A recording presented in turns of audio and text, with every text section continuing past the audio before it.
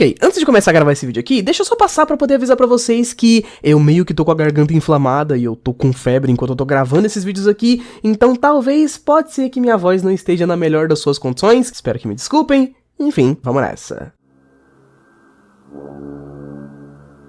The Man in the Suit. Ok, eu tenho certeza que isso daqui é no mínimo curioso, não? Um analog horror sobre o Godzilla. Tá legal, olha, deixa eu começar isso daqui com contexto pra vocês conseguirem entender. Eu sou o Link e eu tenho um canal de teorias, jovens, e já fazem várias e várias semanas que eu tenho recebido constantes pedidos pra falar sobre um analog horror em específico que já existe ali há uns 4 ou 5 meses no YouTube. Analog horror esse chamado de The Man in the Suit. Tradução seria literalmente o homem no traje. E, inicialmente, não vi nada de muito absurdo sobre a história desse analog horror, mas mais e mais pessoas, youtubers brasileiros inclusive, começaram a trazer vários vídeos sobre eles, e as pessoas do público gostaram bastante do tema e acabaram me pedindo pra que eu fizesse vídeo, pra que eu fizesse teoria e tudo mais, então eu decidi dar uma olhada e hoje estou aqui pra poder falar sobre esse analog horror. Então, pra você que não conhece, o homem no traje, bom, senta aí e vem comigo. The Man in the Suit. The Man in the Suit é uma série de analog horror postada por um canal conhecido como Unknownlink. Esse canal surgiu no YouTube em meados de 2023, sendo que seu primeiro vídeo foi postado em 28 de junho de 2023. A série tem mais ou menos 10 ou 11 episódios até então, no entanto não é uma história tão absurda assim e muito difícil de explicar de forma geral, visto principalmente que o tema principal da nossa série aqui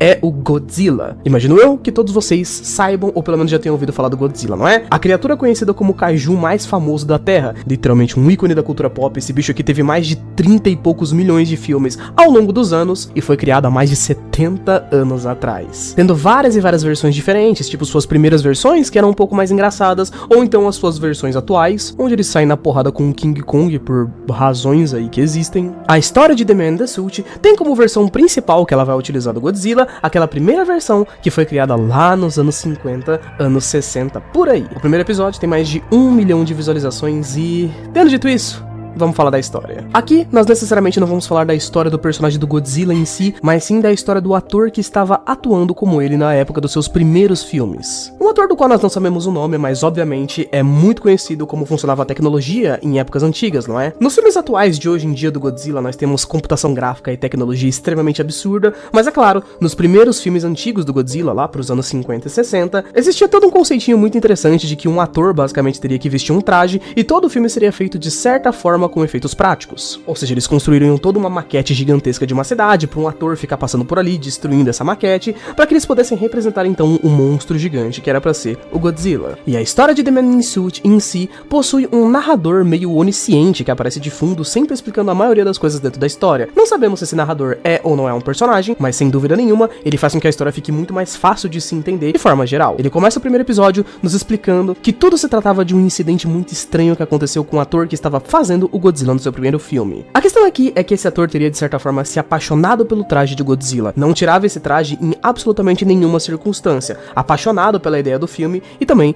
pelo traje do Godzilla em si. Mesmo que estivesse fazendo um calor absurdo, ou então que as pessoas simplesmente nem estivessem gravando até, ele nunca tirava o traje. Ao ponto de que as pessoas no set de filmagem nunca tinham visto o rosto do ator de fato, porque ele queria literalmente ser o Godzilla em tempo real. Também podemos ver um pouco dessa descrição meio esquisita se a gente olhar um pouco para a descrição do primeiro episódio, que tem todo um textinho ali em japonês. Traduzindo esse texto para o português, nós temos a seguinte descrição: Godzilla pode ser um monstro, mas parece diferente pra mim. Ele é um deus. Controle nosso mundo de acordo com cada ordem, e eu seria a carne da besta. Seria o anfitrião de Godzilla, porque eu quero ser o deus respeitado pelas pessoas. Eu quero ser a carne dessa fera, e o medo de qual deles está errado. Eu não sou um monstro de cinema. Não me pergunta sobre a nada saudável descrição desse cara aqui no primeiro episódio. Vocês vão entender um pouquinho mais pra frente. Toda a questão do primeiro episódio é um incidente específico que aconteceu em uma das filmagens, onde de repente o ator do Godzilla teria simplesmente parado de se mover depois de várias e várias horas utilizando aquela mesma roupa. Ele começou a voltar a respirar depois, de uma forma muito esquisita, e o diretor e o pessoal do set tentaram ajudar ele, né, puxando ele pra fora do zíper da fantasia. No entanto, eles não teriam conseguido fazer isso, visto que depois que eles tentaram puxar o zíper do traje do Godzilla, é como se eles estivessem de certa forma rasgando a carne do autor. De alguma forma, o corpo do ator teria se expandido dentro da roupa e se misturado com ela, se tornando um com o traje do Godzilla. Sendo assim, o ator que estava fazendo o Godzilla teria praticamente virado um amontoado de carne e ossos, misturados ao traje, adaptados a ele também. Então os ossos dele teriam de certa forma se expandido e aos poucos foram se moldando, o próprio rosto, os próprios órgãos do ator também estariam ali dentro, e de certa forma, alguma coisa bizarra teria acontecido. Não era algo nem mais ou menos comum e nem algo que poderia ser explicado pela ciência na época, mas assim que isso aconteceu, os estúdios Toho Animation, que são a galera que fez os primeiros filmes do Godzilla, decidiram deixar isso escondido para que eles evitassem tomar alguns processos de forma bem absurda. Tendo dito isso, jovens, o restante dos episódios da série é muito fácil de se descrever, porque de forma geral, assim como a maioria dos analog horrors que já foram feitos, né, nós não temos exatamente os episódios postados aqui de uma forma cronológica, tudo certinho e tal, eles são meio bagunçados, então eu vou mostrar pra vocês aqui algumas coisas dos episódios principais da série, dos que fazem sentido de fato. O primeiro episódio que eu mostrei pra vocês foi de 1954, sendo que o segundo episódio é um dos últimos que já foram postados, de 1955, o incidente do traje de Agurius.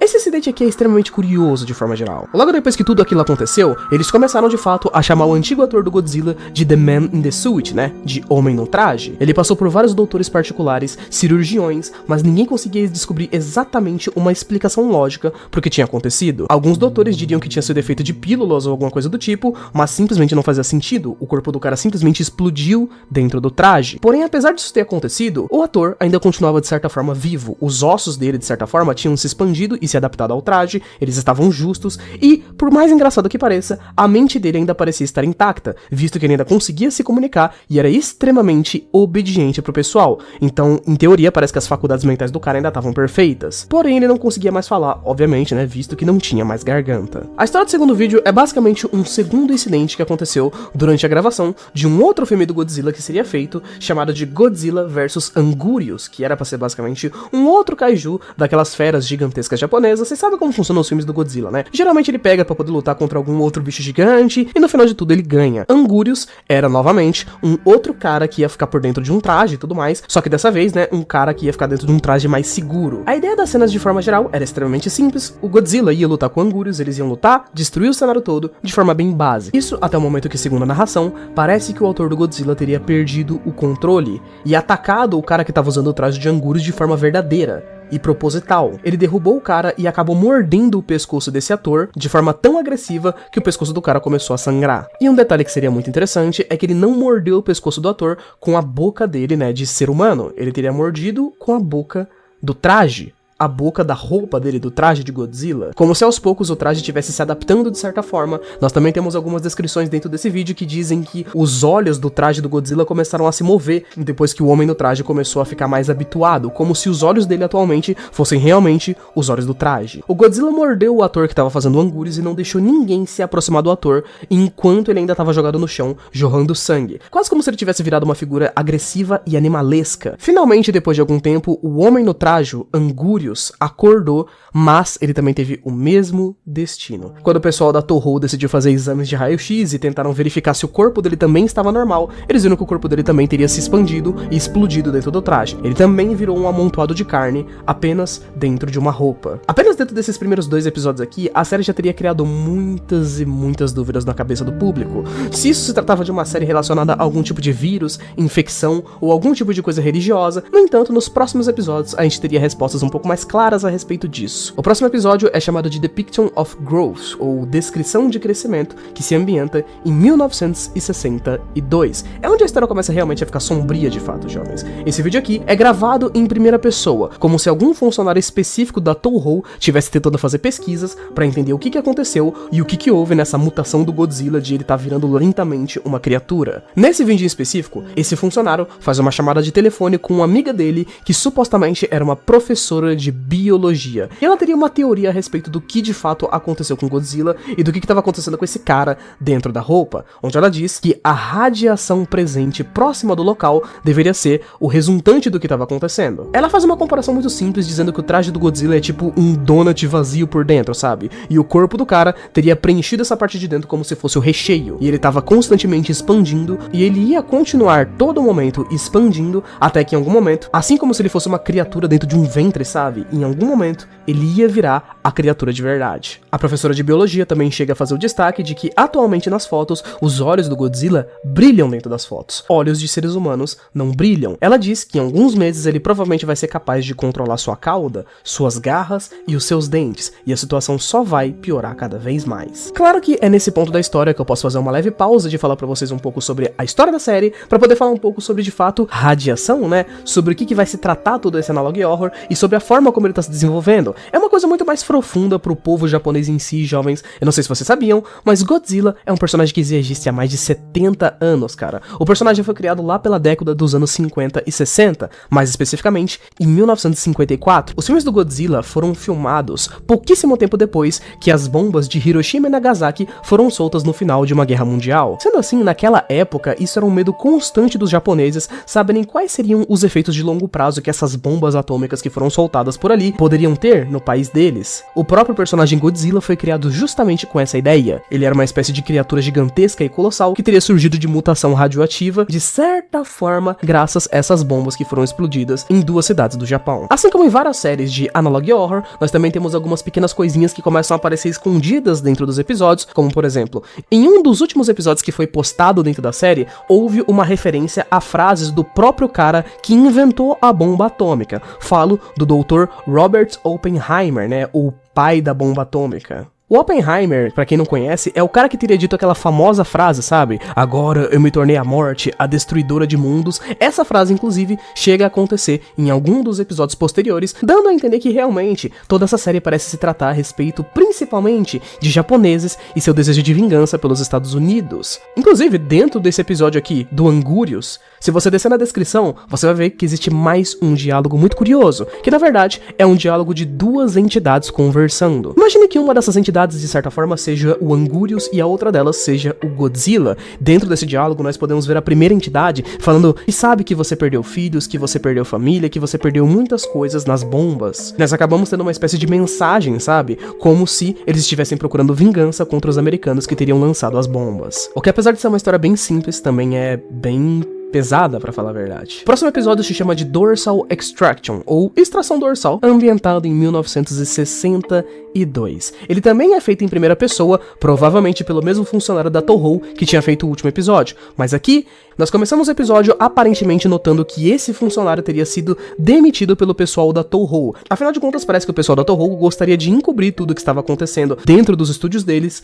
visto que não seria uma coisa muito legal se as pessoas descobrissem isso daqui. O nome já diz tudo de forma bem óbvia, né, jovens? Depois de algum tempo, o pessoal da equipe da Toho ainda estava tentando tirar o homem do traje de dentro do traje, tentando até mesmo fazer procedimentos cirúrgicos para poder fazer isso, utilizando ferramentas pesadas como serra para cortar outros objetos, que nem seria para cortar pele especificamente. O homem do traje mal teria reagido à cirurgia, no entanto ele teria se irritado em algum momento e atacou um dos funcionários. Ele estaria assim quando teria atacado esse funcionário, já estava praticamente fundido dentro do traje. Um vídeo muito curioso também é o vídeo Angúrios Suit de 1956. Ele é um vídeo bem pequenininho que mostra pra gente um pouquinho do que aconteceu com um cara que tava no traje do Angúrios, né? Esse garoto também foi tomado pela Toho, que tava usando métodos meio bizarros pra poder manter tanto ele quanto o Godzilla sob controle. Eles estavam usando tasers elétricos e armas que podiam adestrar e causar sono, tanto no Godzilla quanto no Angúrios, sabe? Quase como se eles estivessem gravando os filmes deles com animais adestrados. Eles não, ironicamente, continuaram as gravações. Sem nem pensarem muito sobre a situação, eles simplesmente continuaram as gravações dos filmes deles dessa forma. Visto que depois dos primeiros filmes do Godzilla ele teria se tornado um dos maiores sucessos da época do cinema,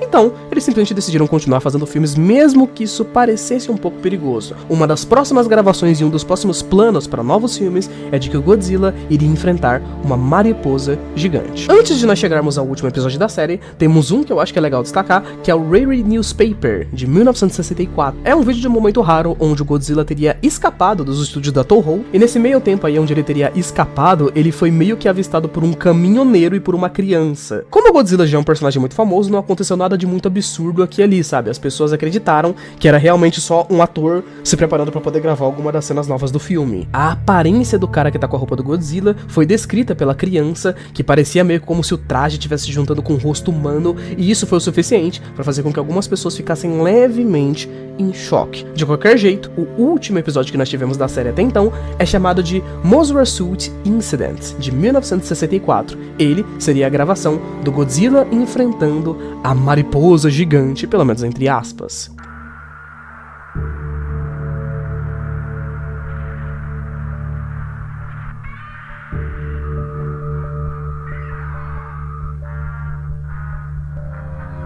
Dado os últimos recentes acontecimentos que teriam acontecido, dentro da série nós temos leves momentos que demonstram um pouco como teria sido, por exemplo, a primeira gravação de um filme entre o Godzilla e o King Kong, sendo que o King Kong seria uma espécie de kaiju americano, então Godzilla teria ficado muito agressivo contra ele por não gostar da América e tudo mais. O Homem do Traje, como o pessoal do estúdio Toho acaba chamando, né, eles não tinham controle total sobre o Homem do Traje, então eles decidiram que dessa vez, pra evitar problemas, eles não iam usar uma pessoa dentro do traje da mariposa gigante, né? Eles meio que fizeram um traje da mariposa gigante, exceção um fantoche gigante, controlado por fios. No entanto, teria uma pessoa no traje da lagarta, que sofreria uma mutação para depois virar a mariposa. Ou seja, de qualquer jeito eles meio que só trocaram, mas ainda deu errado de qualquer forma. Teve uma atriz que foi escolhida para poder participar do filme novo do Godzilla, e ela então seria a pessoa que ia entrar no traje da lagarta, que ia virar mariposa mais pra frente e tudo mais. A garota ficou tão feliz que ela até chamou os pais dela para poderem assistir as filmagens. E óbvio que apesar das preparações, as coisas acabaram dando errado de novo. O Godzilla basicamente pistolou depois que percebeu que a mariposa gigante era um traje sem ninguém dentro. Ele saiu correndo até o traje da lagarta da atriz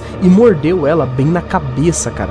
Os pais ainda tentaram parar o Godzilla, mas ele matou ambos os pais. Foi de fato o primeiro assassinato que aconteceu com um homem no traje, incluindo que depois disso, o mesmo teria fugido dos estúdios e ficou um tempo para poder ser capturado de novo. Algumas horas foram necessárias e toda uma equipe que foi equipada com tasers foi lá para poder tentar capturar novamente o Godzilla, com um leve detalhe de que agora parece que ele tava cuspindo sangue de vez em quando as pessoas se aproximavam dele, quase como se ele estivesse tentando de certa forma imitar o sopro gelado do Godzilla na vida real, sabe? Só que em uma visão um pouco mais realista, digamos assim, enquanto que a garota que foi capturada, entre aspas, né, que foi mordida pelo Godzilla, ela teve um destino um pouco diferente. Ela virou um casulo. Sabemos que casulos se transformam em mariposas, o que provavelmente significa que talvez, mais pra frente, nós tenhamos aí um terceiro, uma mulher no traje, surgindo dentro da série. De forma geral, jovens, é isso que nós tivemos dentro dos episódios da série até então. Pois é, The Man in the Suit é de fato um dos analog horrors mais curiosos que já foram criados aí nos últimos tempos. Eu não diria pra vocês que eu achei um bagulho absurdo e incrível, mas eu achei realmente mais interessante do que muitos analog horrors que eu já vi, principalmente pelo fato dele ter um narrador, cara, deixando as coisas dentro da história muito mais fáceis de se explicar. Eu sei que muitas pessoas pediram pra que eu fizesse teoria da série, no entanto, não existe nenhuma necessidade de trazer teorias da série. Acho que principalmente até o momento atual, sabe? É uma série bem simples, é uma série fechadinha, que tá fazendo bastante sucesso, e eu, pelo menos, gostei bastante. Queria saber a opinião de vocês, inclusive, a respeito dessa série. Gostaram? Não gostaram? Eu acho que pra poder não dizer que tudo foi 100% positivo, jovens, eu poderia dizer que essa série, assim como várias outras, cara, ela carrega alguns erros que são meio que parecem que tem em toda a série de analog horror, sabe? Séries como The Mandela Catálogo, por exemplo, ou Gemini Horror Entertainment, ou quase qualquer outra, essas séries de analog horror, cara, elas geralmente são divididas em temporadas, sabe? E geralmente, eu acho que a primeira temporada, ela é sempre meio mal executada, sabe? A ideia da temporada é muito melhor do que a execução. Geralmente na execução a gente só tem, tipo, umas imagens aparecendo na tela, com os textinhos brancos de fundo.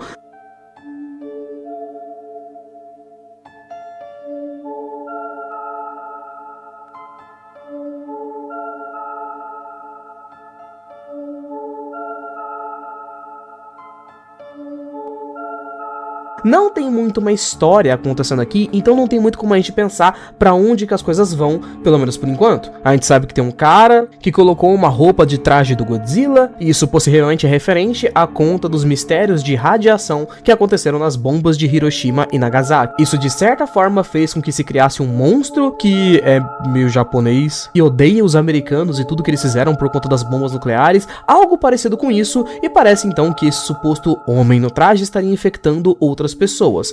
De forma geral, é meio que só isso. Eu não consigo enxergar muito bem pra onde a história vai depois disso aqui. Também não existem muitos mistérios pra poder se desvendar a respeito da história. Eu diria apenas que A ideia é interessante e o conceito é bem legal. Mas depois dos primeiros episódios da série terem pegado tipo 2 milhões de visualizações cada vídeo, eu espero pelo menos que o cara que fez a série, ele possa pegar um pouquinho pra poder investir e transformar a série em um negócio mais de terror mesmo nas próximas temporadas. Claro, caso ele queira continuar produzindo episódios. Por enquanto eu acho que ainda é uma ideia bem crua, sinceramente, bem mais ou menos, mas pelo menos é divertidinho. Pra mim, pelo menos, ela tem um potencial bem interessante. Gostaria muito de saber como vão ser aí os próximos episódios de The Man in the Switch. Claro, vou lembrar pra vocês aqui que o canal do criador tá aqui na descrição, caso você queira dar uma olhada nos episódios por conta própria, beleza? Muito obrigado por ter assistido até aqui. Um beijo, abraço, valeu, falei, até mais.